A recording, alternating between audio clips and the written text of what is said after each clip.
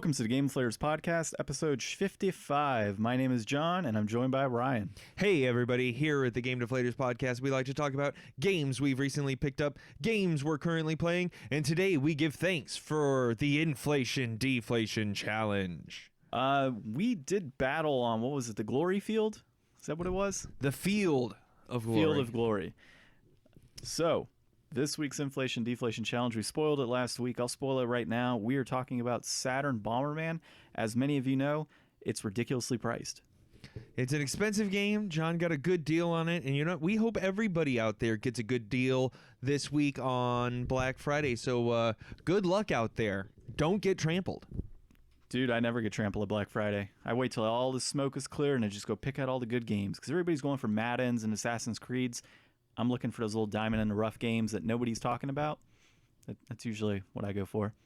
Hey, if you're out there listening to this, standing in line right now, see if you can't get a really good deal on a Bluetooth speaker and then just blast it on your way through the parking lot. What song would play on that, though? No, the podcast. Oh, the podcast. Yeah. If you're waiting in line for Black Friday, get a good deal on a Bluetooth speaker, and then you can just blast our podcast. That's a good for idea. all your friends and family. And the intro music. I forget where we get it from. The intro music's pretty cool. So, all right, dude. We'll start with our recent pickups and playing. I didn't pick up anything, as you know and as I know, but our listeners don't know. We have switched our recordings to Sundays. So Ryan and I recently recorded on Wednesday, and since then I've been painting in my house the whole time and have not picked up a damn thing. So that's my pickups. You? I have nothing this week. I picked up a paintbrush, so that worked. There you go. Yeah. I picked up my Switch and continued playing Final Fantasy 12. As far as picking things up, or playing things is concerned and picking things up, I did pick up an Atari 2600 controller this weekend. So we went out to one of the bars locally, and it just wasn't very good. So we were like, screw it. We're going to come home and play the same games they have on the arcades that are broken or with controllers not working. And we're going to play it on the 2600. So that's what we did. And, dude, I hadn't tested all my games in the past. I'd say we went through probably 20 or 30 games, just kind of picking it up and playing and such. Everything booted up, no problem. It was awesome. I did learn, though, that my Atari 7800 was not powering on, which kind of sucks because I tested it years ago and it worked. So I'm thinking at some point, because that was in Florida, there might have been a storm while it was hooked up, and maybe blew out one of the power regulators. So I just picked up, it's Console 5 is the website I use, and anybody out there that wants to do like some minor repairs on capacitors and stuff, this guy has like everything, like dirt cheap. He gets high quality products of capacitors and regulators and wires and everything you can think of to repair old vintage consoles. This guy has it. And so... Well, and if you're going to be a collector, you know, that comes with the territory. Sometimes it's better to get a good deal on something and then just throw a little elbow grease and some little bit of money at it than to actually pay the full price for the fully working one. Yeah, like I said, I got a Super Nintendo not too long ago. It was broken, and I've already got one, obviously, but I mean, somebody else is getting a great deal on that Vectrix you sold. Oh, yeah, for sure, man. Like... whoever puts the money into that, it's going to be great for them. That's something I'm not going to touch. But, you know, something super like a power regulator or a small capacitor on a console, super easy to What's just solder. What's that website again? Console 5. Console 5. Shout out to Console 5. Yeah, he's pretty sweet. So I'll probably at him in the episode. So I did that, and I also, as far as playing is concerned, continued playing Concrete Genie last night, cleared out another zone in the, I think it was a power plant area within the game. What kind of progress are you making? Like, how far in are you? I have probably cleared out, there's 6 levels in the game, and each of them has a zone. I've cleared out 2 of the levels, I think. Does that include the tutorial place that we did? Yeah. No. I think that's separate. So okay. I think there's 6 levels outside of the tutorial section that we played. But I'm liking it still. I mean, I really do like it. It's, you know, it's the same stuff. I mean, you're doing your paintings and everything, and you're collecting pages, and you're being chased. But there is like this nice story underneath, like this feel-good story, which is, I think, why it got nominated for Impact Game of the Year. There's just like a really good story to it. And you have these bullies chasing you around in this city this town that's been run down for whatever reason. And the purple goo. Yeah, the black vines that are going all over. And so you're trying to clear all that up and clean up the city. And as you like connect with some of these bullies, you see the reason that they've become bullies. And so like one of them, their parents like were always arguing or something. And I think another one, the parent hit them, something along those lines. And it kind of shows like these kids are bullies, but there's kind of a reason why they've kind of gone down that road. And here's why. And it goes into like this whole animated experience where you see like what happened. It's like, it's interesting how it works out. So I think my prediction on this game, having not looked at what the ending might be, is you're probably going to have, obviously, the whole town flourish, and it'll be back to normal with all this beautiful artwork. But all those bullies that are chasing you, I can see them kind of turning back to being good and really becoming a community again in the game. So Yeah. I'm really excited to see how it plays out. So you end the game with friends. Yeah, I think that's how it'll turn out. Like, you're this cast out who's painting artwork all over the town, which is interesting. The town is all screwed up, so it's like, well, the town's all screwed up, so let's just graffiti regular art everywhere. There you go. And clean it up with paint, which is kind of interesting. But yeah, I'm liking it so far, man. It's pretty good. So I'm hoping maybe I could beat it by next week, depending how much time I put into it. Mm-hmm. Disney Plus has consumed my life the last 2 weeks. I know how that goes. So it's been like, I could game or Disney Plus. That's why I've been playing Final Fantasy 12 on the Switch, because I could do both at the same time. Yeah, that's a good point. I can't do that with Concrete Genie. Yeah. 12's going pretty good for me. I've put like 15, 16 hours into it now, and I am digging the combat, especially with like the fast forward double speed. Like, it makes just grinding through stuff take hardly any time, and I've really tried to go in and explore a little bit more of the gambit system, but I feel like I'm still missing some things. I feel like later on in the game, I'll probably get some better gambit options that kind of open it up or allow me to be a little more specific, because it's like stealing. Trying to steal, the best way that I've come up is to have the steal set to trigger on enemies that are 100% HP, and then have the rest of the party set to attack party leader's target, so that once I go in and go into a battle, I'm automatically going to steal, but then they should hit him, and then I should steal from somebody else, and then they should hit them, and then we should basically start cleaning them up from there. Because otherwise, if they just focus in on the one target, I'll just keep repeatedly stealing from the one that has 100% health unless he gets hit. And the way you have to prioritize everything, it takes a little thinking through to try to be like, okay, this character has silence on them, but it's because of an item, so I can't have the gambit set for my white mage to automatically try to cure silence, because she'll sit there forever and try to cure the silence that he has because he has an item inducing the silence. So there's some things I'm trying to think around, but I feel like I'm a little overpowered. I feel like maybe the grinding's a little too easy, because I've been kind of just going in and shrekking any of the boss fights like super quick, no hassle whatsoever. I mean, I've gotten a couple game overs, but just for like kind of stupid mistakes. And I still feel like I'm a little lost on a couple mechanics, but I'm starting to feel my way through some of them. Like on the license boards, it's almost kind of like the sphere grid sort of from 10, except you got to unlock, instead of unlocking just stats, it's like, okay, you have to unlock light armor 4, light armor 5, heavy armor 3, shields 2, swords 4, spears 9. Like, you got to unlock so that you can be able to equip those things.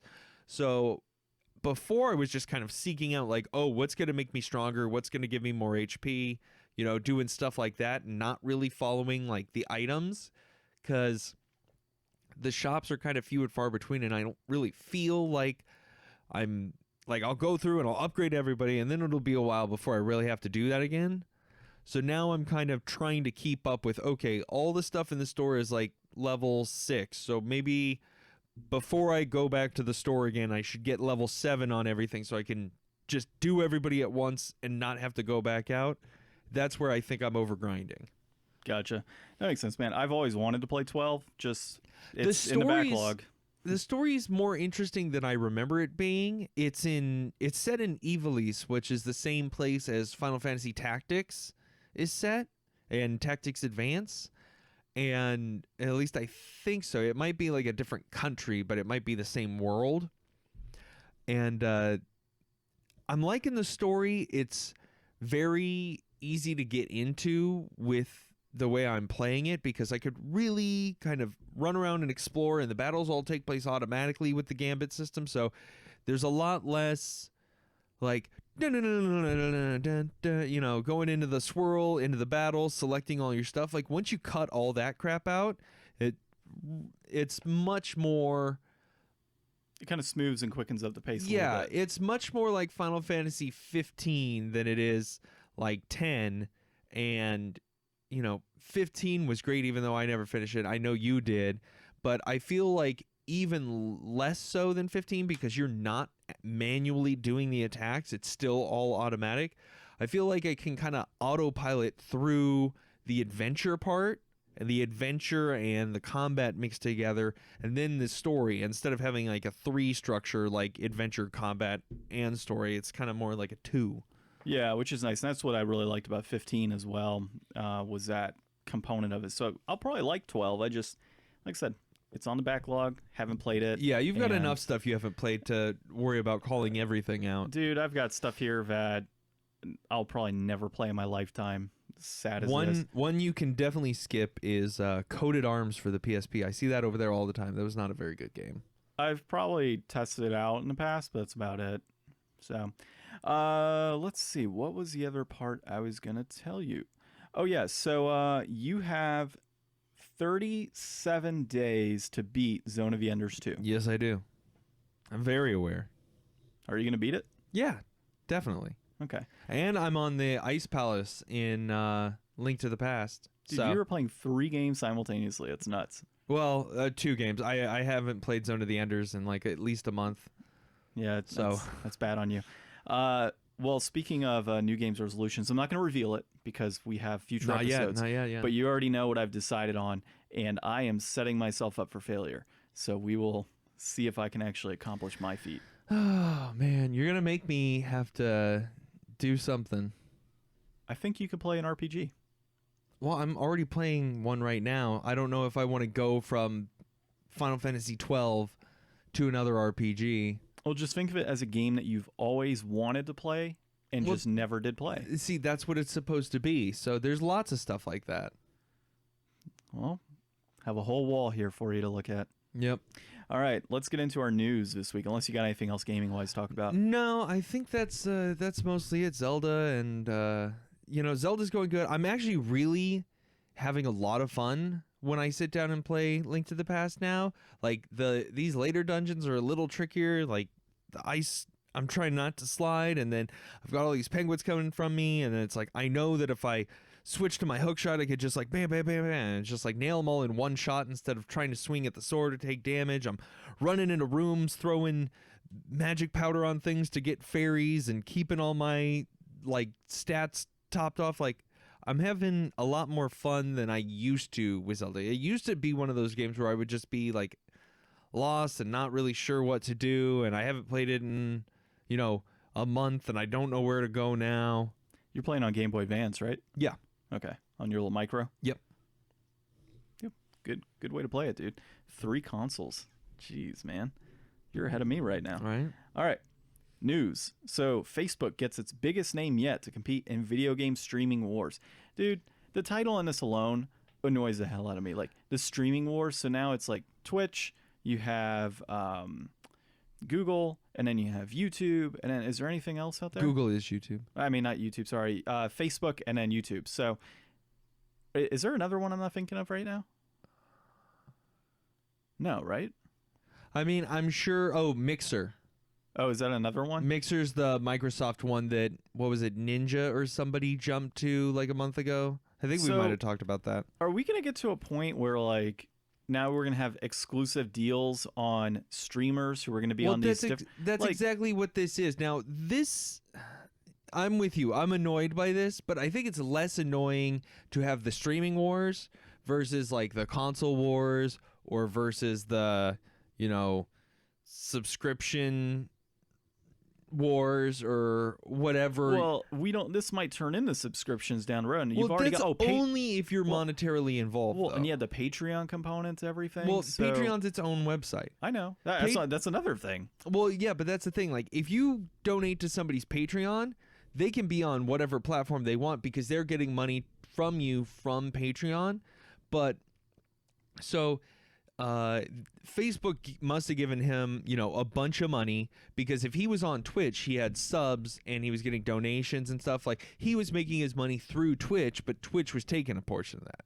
So Facebook gives him a big check, says, come over here. Now, I don't know if they have that same monetary support like Twitch does with, bits and just donations and tips and all that stuff. But, like, I think that for the most part, if you're not monetarily involved in supporting a streamer, I really don't think that it's going to stop you from watching them if they switch platform. Because as long as you don't have like 5 subs on Twitch and you live on Twitch and that's where you get most of your content and you're like, okay, I watch this, from 3 to 6 and I watch this guy from 4 to 9 or whatever. Unless you're really invested, it's not going to hurt you to just go over and watch on Facebook because you don't have to change your login. You don't have to sign up a new credit card. But for people who want to give them money, I feel like there's a better way to go.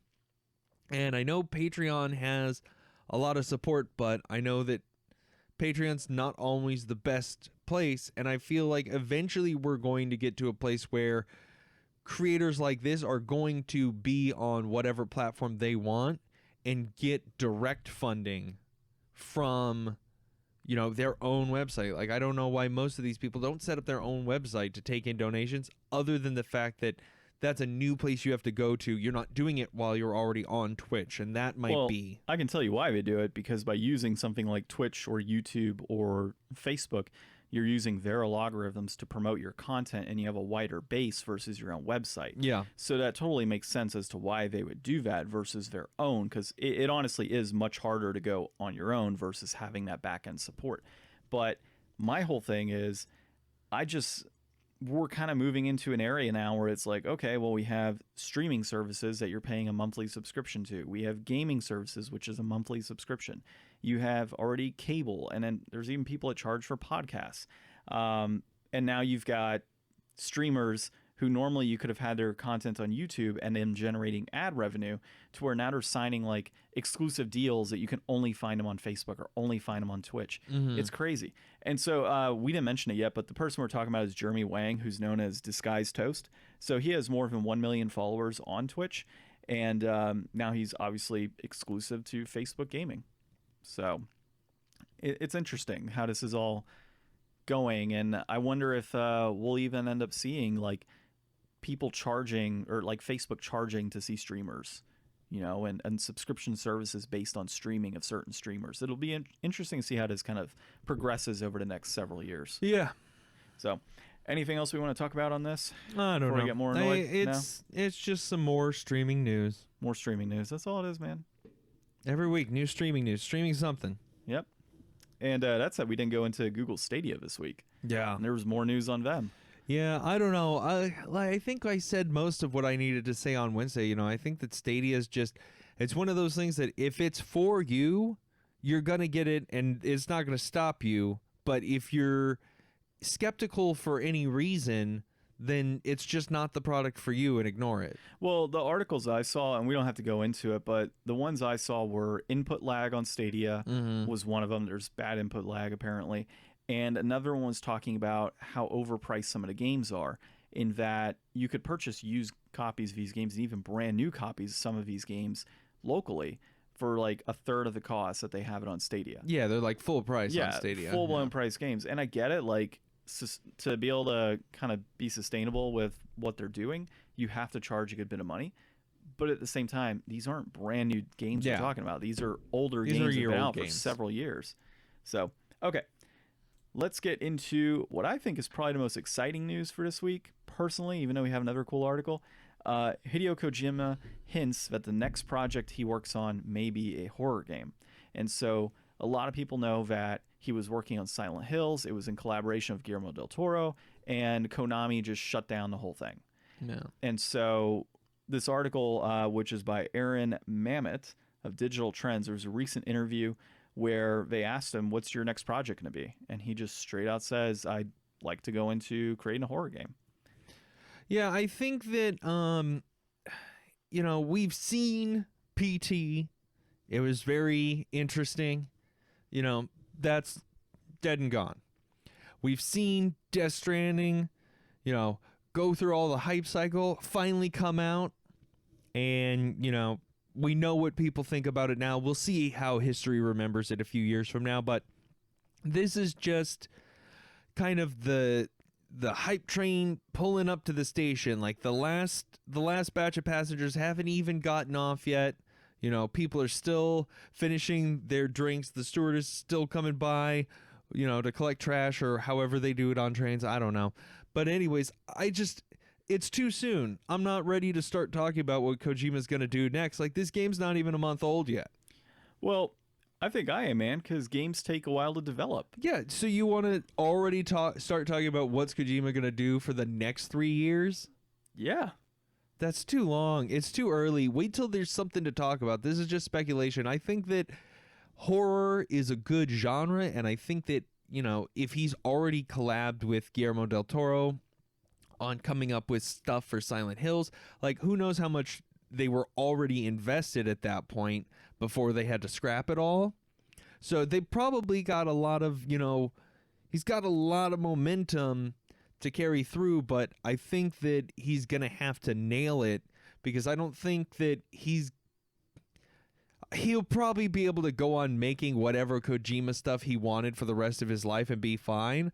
But I think if he really wants to please like a majority of the fans and grow his audience, he's got to play something a little closer to the, to the chest and not be super crazy with it. Although horror allows for you to get really crazy without having to explain everything, which he always likes to over-explain. Yeah, and I would really be interested to see what he does with a horror game. We got the taste of PT, and ultimately, I think if you put his mind and his crazy ideas and then meshed it with Guillermo del Toro and his craziness and put it into a horror genre versus, Amazon Prime delivery baby service, it'd be pretty awesome. I was thinking of something, though. Can you imagine, like, the amount of translators needed between Norman Reedus, Guillermo del Toro, and Kojima working on this project of Death Stranding together? Like, I think one of them is Mexican, one is Japanese, and obviously one is American. Mm-hmm. That'd just be I'd love to just kind of sit there and watch them try to have conversations on a direction that they need to go creatively. So yeah, we'll post the interview within our podcast recording, and it's just an interview and kind of goes into what he's looking at doing in the future, how Death Stranding's gone. I think it talks about some movies he recently watched. And he actually, I think it was in this particular, no, it was actually on his Twitter. I was looking at that as well. He had made a comment, it might be in the article. Yeah, he had made a comment that he's trying to draw inspiration from different films. So he recently watched The Eye, which is a Thai Well, that's what he movie. was watching when he was making PT. Yeah, well... Yeah, so he's got that. No, look, November 22nd, 2019. Yeah, The Eye is the Thai horror movie I rent when making PT. And then he says, too scary to finish. The packaging is scary, so I rented disc only. Will I be able to finish it? Yeah. Yeah, this is recent. That's as of I know 2 days ago. So yeah, it looks like he's trying to draw that inspiration again, finish a film, and really jump back into that and get his he's mind not going to ready. be able to make PT again. Oh, no, he's not going to be able to make PT. Yeah. But he can make The Hills Are Silent. No, he can. Yeah, he can. Why can't he make The Hills Are Silent? It's reversed, Ryan. I see what you did there. You see what I did there? Okay. Next bit of news. Unless you got anything else, Ryan. I got something to say about this first off the bat. So this is Tech Radar. It's by Darren Allen. Half-Life Alyx. Headsets meet head crabs in a gambit where the future of VR gaming is at stake. Now, the first thing I want to open up is this is a dumb picture. She's standing in front of the TV while these two guys are trying to watch her play this game. Like, do you even need the TV on? Like, I understand if there's people that want to watch you play, then don't stand right in front of the TV. But if you're playing by yourself, do you have to have the TV on, or could you do it without the TV on? I'm curious. Well, if you want the audio component, yeah. Doesn't it have no, a headset? It does have headset. Yeah, you're right. Yeah, you don't need a damn TV. But she's standing right in front of it. This guy, he's looking like there's no way he could see what's going on that screen. Him on the bottom left, yeah, for sure he can't. The guy on the right on the couch, yeah, he could see it. If she turns to the other side, he won't. No, he's got a clear view, dude. Look at that. Yeah, you can tell on the angle, but this guy in the front, yeah, there's no way. Yeah, when you actually listen to our recording and click the link, you will see the picture we're talking about. Yeah, when you VR, let us know, how do you VR? Do your friends view you VRing? Or do they VR watching you VR? Who knows? I don't know if that's possible. Let us know in the comments or on the Twitter, Instagram, Facebook, everywhere you can find us, the Game Deflators, except for Twitter. Because Game Deflators, because Twitter does not like the word "the" in our tweeting. And leave us 5 stars too. Let us know everywhere. And to shorten things up, because I know we like to say Podbean, iTunes, and all that, download us on Android applications for podcasts and Apple applications for podcasts. You'll find us everywhere. There we go. All right, you can go into this one. You're a little bit more excited for this than I am. To be upfront with you, I have not played any of the Half-Life games. I played other Valve games. I, for some reason, just never did play the Half-Life games. I played some. I had Orange Box, and I tried playing some of Half-Life 2, and I can't remember how far I got. I don't know. Half-Life just kind of passed me by also when I was growing up, so I don't have a lot of experience with it. I know, everybody knows about Half-Life. Everybody knows about Half-Life 3 and the memes. Well, we finally have it, folks. Confirmation of a new Half-Life game, Half-Life Alyx VR. This is going to be a fully built up from the ground VR experience taking place in the Half-Life universe between Half-Life 1 and Half-Life 2, starring Alyx, who is a supported character in Half-Life 2. Now, this trailer looks awesome. I mean, she's like rummaging through the shelf. It's not like, you walk up to a shelf and there's a thing and it's glowing and you click the button to pick it up. She's like throwing cans out of the way, reaching, grabbing a bullet, loading it into the gun and turning at the last second to shoot the guy. That looks cool. Like, if that's the VR that we're going to get, that's the VR that, is going to change things. Because people have been, I don't know, I'm going to dip my toes in VR and I'm going to try this, and they've got Doom and they've got this and they've got that. But for the most part, a lot of those things aren't just VR. Like, a lot of them seem like they could be done elsewhere, and anything that is purely VR seems like it's not really big enough, or, it's just not going to grab people in. Like, if you already have VR, I'm sure you're totally game to try anything new that comes out to keep you invested. But for those who are like, it's too expensive, I don't really think I wanna, they need something, and this looks like it could be that something that's gonna say, hey, we don't care that you don't have VR, you should want VR because of this. And this is the biggest thing I can imagine. And what's interesting, though, in reading the articles, that the team behind this game is not wanting to hype it up at all. They're like, look, they're like, this game may even suck. We don't know. But they're not wanting to hype it up. They don't want it to be like this. It's already got the baggage of Half-Life 3 kind of on the edge of it. That's a lot. And that's already a lot as is. So they're trying to say, like, look, this is a totally different experience. It's VR. This could be great or it could be bad. You guys are the market. You'll tell us how it is. I, for one thing, it looks pretty sweet. And just watching that made me want to play Half-Life 1 and 2. But that's not my New Year's or New Games resolution for next year. It is not. So, but it's getting close to being that New Games resolution. So I don't really have too much to say on this, dude. It's a new game. It's a series that I'm not as familiar with. I've seen the memes. I've seen the hype behind these games in the past. Just not something I've ever been into. But I will play them at some point.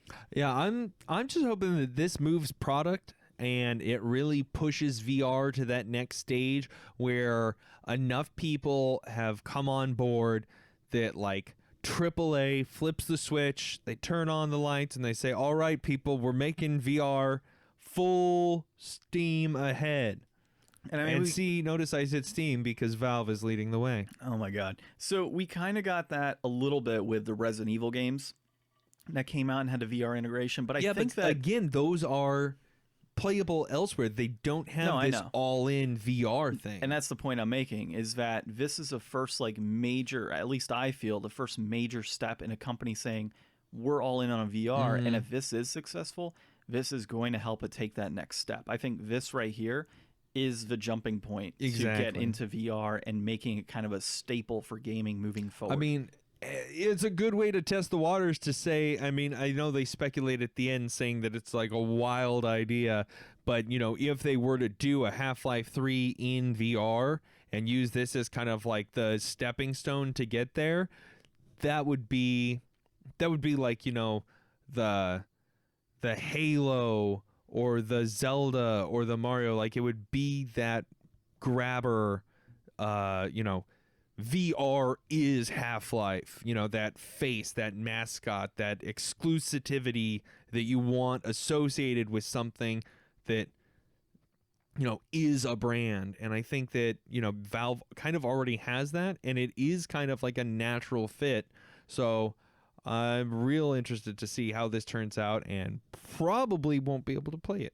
Yep, March 2020 is when it's supposed to come out, and hopefully, did it mention on there if it's coming out on PS5, or is it just via? No, it's only VR. Only VR and on Oculus, right? Well, PS5 is going to have VR. And yeah, but they haven't even announced like all that stuff. It's not even out. Like this is going to be out before the PS5. Yeah, I understand it. I'm wondering if they mention anything about porting to next-gen consoles. I didn't read that in there. No, I think they got to finish the game for its initial thing before they want to port it. Yeah, okay. Well, either way, it's big news. Big news. Yeah, it was. I think it was announced last week, but this article is recent. Yeah, it's been, I don't know. We just talked about the news on Wednesday. There hasn't been a whole week's worth of news. Well, there's been half a week. Yeah, so we did half the news. Yeah, we did half the news. All right. So our inflation deflation challenge is next. I already know where you're going to go in terms of your thoughts on this. I can probably stay biased, so we'll see, since it is my game. But Saturn Bomberman, what did you think? I'm thankful, John. I'm thankful that you had this game, and I'm happy for you that it's worth a ton of money. And I think it was awesome. I don't have a lot of experience with Bomberman. I think I think Bomberman was... That's the smoke from the bombs and everything today. Yeah. I just got blown up. I think that the first time I ever played Bomberman was like on an old flip phone. I think that was my first experience because I never had, you know, a Saturn to play Bomberman on. And it's just exactly what you expect. You know, it's good, fun, puzzle action thing in an arena. We did like team arena. We did just a free-for-all battle for a little bit. We checked out the story mode a little bit. I love the characters. I love the cutscenes. The animations that they have in there, those are fantastic. I don't know why Bomberman and his friend are the only like non at all people looking people there. I know I've seen other Bombermans where there are more Bombermen, like of various varieties and shapes and colors, and I couldn't really fit it into this one. I think if we ever do Bomberman R, it would be good, but I'm getting real Spider-Verse vibes from there's just all these different slightly off color, slightly off brand Bomberman from all different kind of places is kind of how I feel. We got to play some Super Bomberman at some point. I have that on Super Nintendo, and that's a lot of fun too. I've always enjoyed that one. That's really what kind of catapulted me into liking Bomberman, was playing the Super Bomberman games. And I really got to get it on NES as well if I don't have it already. Yeah, that'd be a lot of fun to play. That would have been a good one for the SNES Mini. Yeah, it would have. Yeah, that would have been good. So, anyways, we've got Saturn Bomberman, developed by Hudson Soft and 11. Developed by Hudson Soft and and 11. Published by Hudson Soft and Sega. Directed by Shigeki Fujiwara And Kazunori, I guess I didn't put his last name. We'll say Fujiwara again.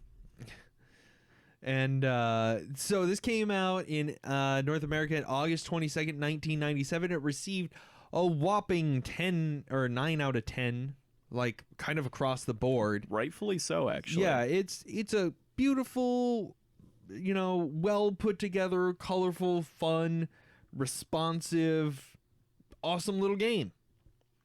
So, Ryan, is it worth the current $355 complete in box? I'm going to say no. Yeah, so as biased as I may be, no game should ever be worth that much money. Oh, and that name was Kazunori Yasui. Who's the other director? Gotcha. So yeah, at $355, it peaked actually in September 2019. I should have sold it then, and I just bought it again. September 2019, it sold for $444. So some sucker out there bought it for nearly $100 more than what it's actually worth right now. And loose price, I feel bad for whoever in August of 2016 did this. They purchased it loose for $237. Currently sitting at $90.68 and holding steady there. Yeah, and then slightly rising on the complete in box. Yeah, it might as well be holding, but it jumped like $10 in the last month. That's the thing. All these are kind of averages, pulled out from across all the sales that get registered on the site.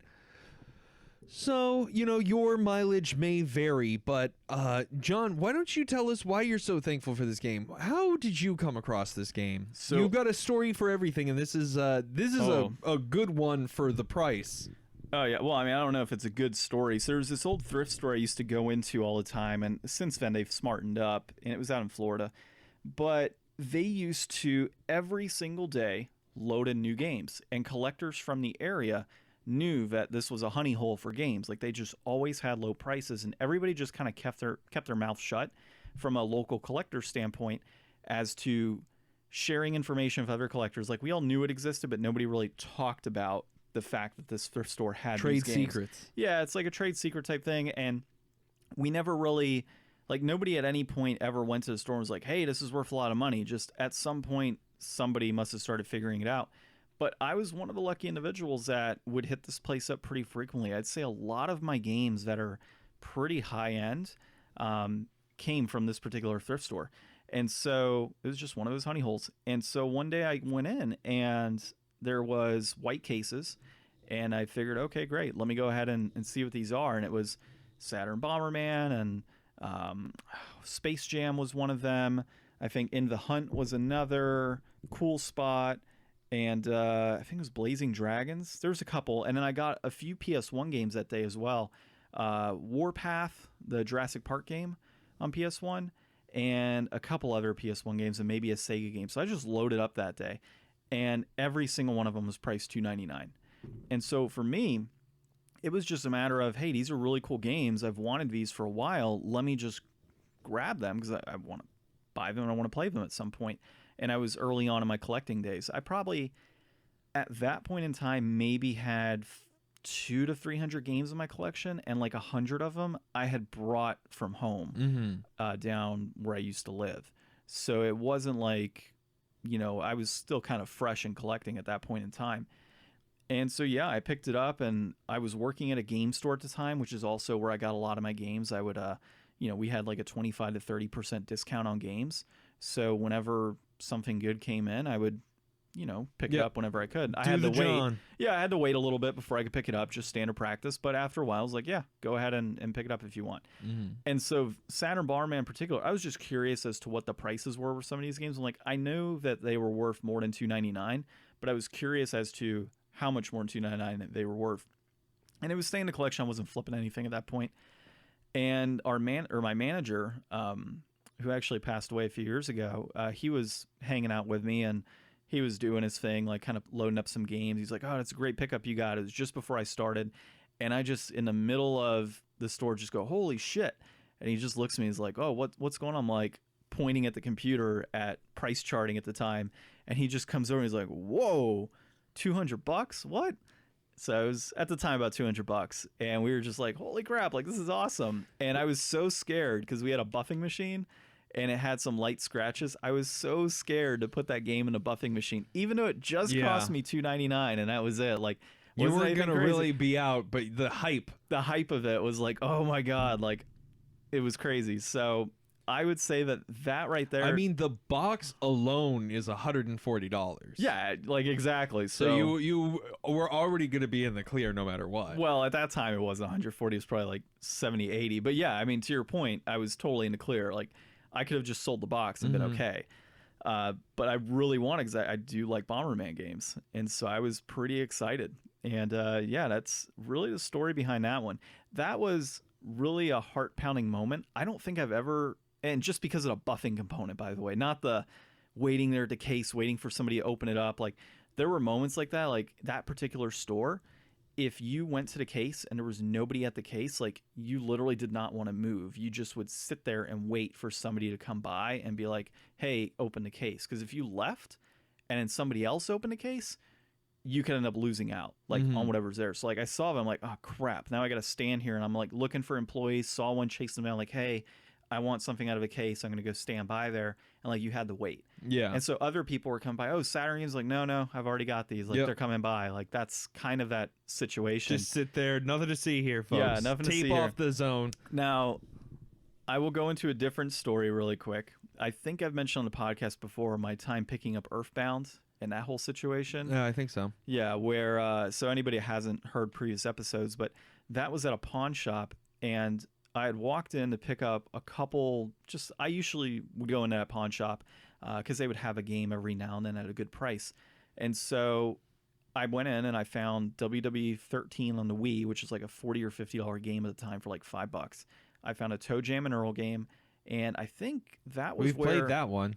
Well, no, it was on the Xbox. Oh. Toe Jam and Earl on the Xbox.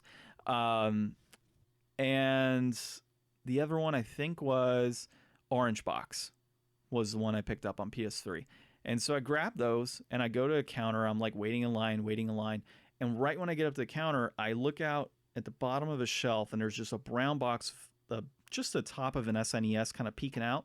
So I was like, hey, can I check that out? And he's like, oh, yeah, that just came in not too long ago. He pulls it up and he starts laying out the games. And, of course, Earthbound is sitting there along with, like, some Super Mario games, Donkey Kong game, Thunder Spirit, and, like, one other game. And, of course, I grabbed them all and I stacked it strategically. Like, I had Earthbound as the second to last one with Thunder Spirit underneath. And then I had, like, a couple Mario games and a Donkey Kong. And I said, here's what I'm interested in, like, you know, what's the price for these? And he's like, oh, they're usually like $7.99 or something. And he's like, oh, but you got some Mario there, so hold on. I'm like, crap, you know? I remember this. Yeah, so he's going in, looking at a computer. Okay, $12.99, $12.99. After a few Mario games, he's like, okay. He's like, Earthbound, $7.99. And I'm like, oh, $7.99, $7.99 this. I'm like, all right, I'm in the clear. Yep. And so then he's like printing out labels, and Earthbound's just kind of sitting there. So I'm like shuffling other games on top of Earthbound just in case a manager comes by and sees it. And yeah, I was so excited, man. Tense. That was This is the high stakes world of collecting, folks. And that particular story, that was about, so that pawn shop was never busy. It happened to be that day they were super busy. And they had probably 10, 12 people deep in line. And there was only 2 cashiers. At the time, there's about 10 to 12 people. There's a line behind me. There's a line currently going. They're all shuffling. Moving. Get him out of here. Well, there's Take his money and send him on his way. So there's that, and they're trying to get stuff situated. And that, seriously, I was in that pawn shop for, I think, 45 minutes that day. Like, straight out just between getting the game, waiting in line, waiting for him to check prices, getting me checked out. 45 minutes easily. Totally worth it, but 45 minutes. Yeah. Yeah, and I was just, dude, heart pounding the entire time because I wanted that copy of Earthbound, and it was a legit copy, and finding one like that out in the wild, like in that respect, is so uncommon. Yeah. To have that. So the thrill of the hunt. Dude, like seriously, that's the best part about it. It's not the financial components or, you know, the idea of like just picking up games. It's the finding that diamond in the rough game. And that and Saturn Bomberman were 2 instances of like finding a diamond in the rough. I've had a few of those since moving up to Arizona. Like I think, what's that game up there in that case? Bucky O'Hare. And is it Captain Commando, I think is the other one. those are the two biggies I picked up since moving out here, where it just happened to be in a collection, and I got to get there and try to get the transaction done pretty quick.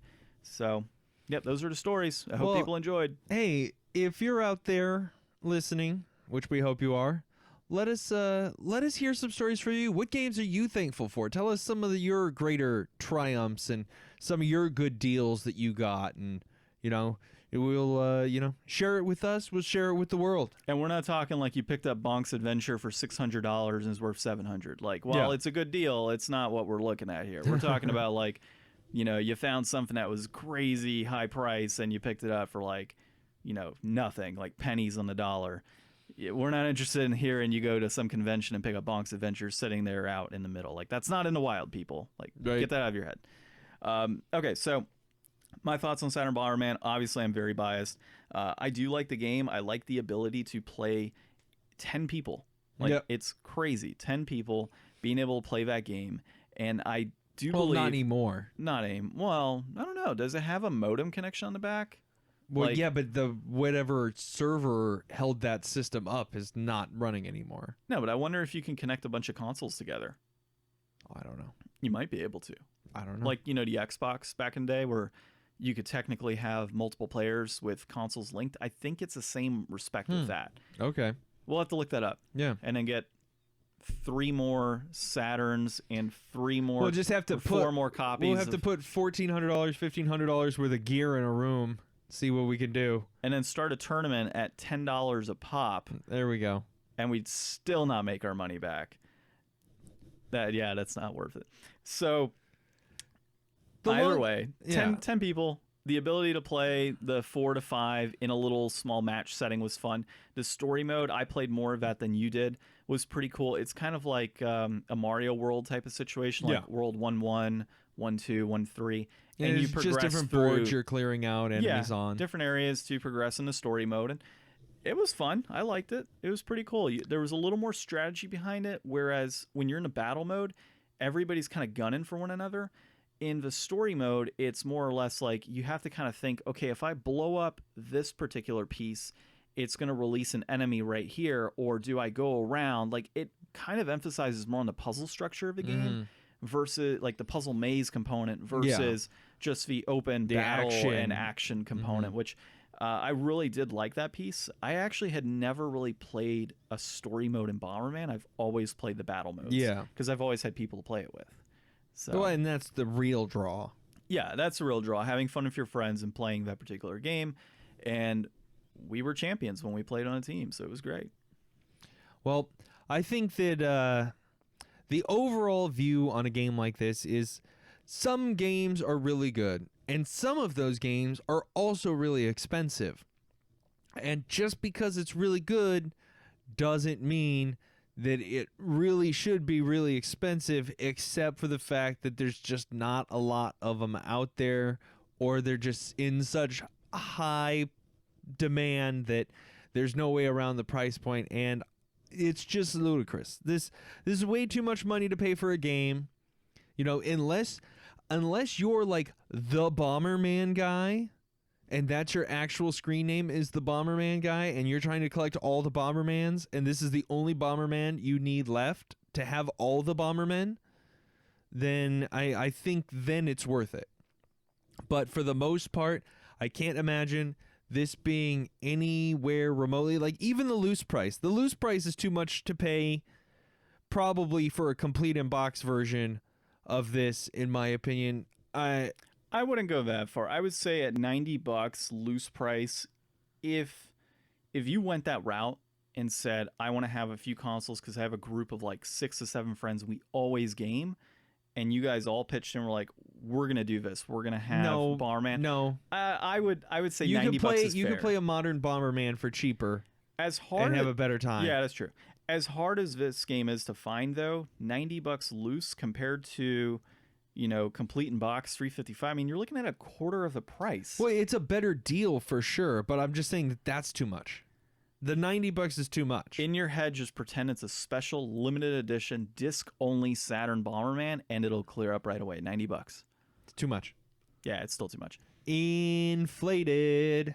Well, yeah, I mean, all of these we've talked about. All this in of the these past. kind of games are inflated. That's why we don't do these type of games very much. But it is good to look back and be thankful and reflect on what we have that enriches our lives, like Saturn Bomberman. Oh man, dude, I love looking at that on my shelf. It's such a pretty game. The cover art alone is amazing. It is on that title. So, truly. all right, we didn't pick out a game for next week. Well, we're gonna have lots of time to think about it. That's true. So yeah, as we mentioned earlier in the episode, we're recording on Sundays, likely releasing episodes Sunday nights or Mondays, pending how busy I am. It'll probably be Monday nights that they get released. You'll have the whole week to listen In your car and with your friends. at your house And giving while us you're waiting in line on Black Friday. And giving us 5-star reviews. So we'll look at a game. It is Ryan's turn to pick next. Hopefully he doesn't pick another Star Control or other bad game that he has picked in the past off my shelf. So we'll see. Well, I hope everybody has a wonderful Thanksgiving. I hope everybody gets a great deal on Black Friday. Stay safe out there. And remember that you don't have to pay to play. Except in Vegas? No. Well, you do. Well, yeah, in Vegas you have to pay to play. Exactly. So your whole thing is a false statement. All right. Well, I'm John. I'm Ryan. And we are the Game Deflators.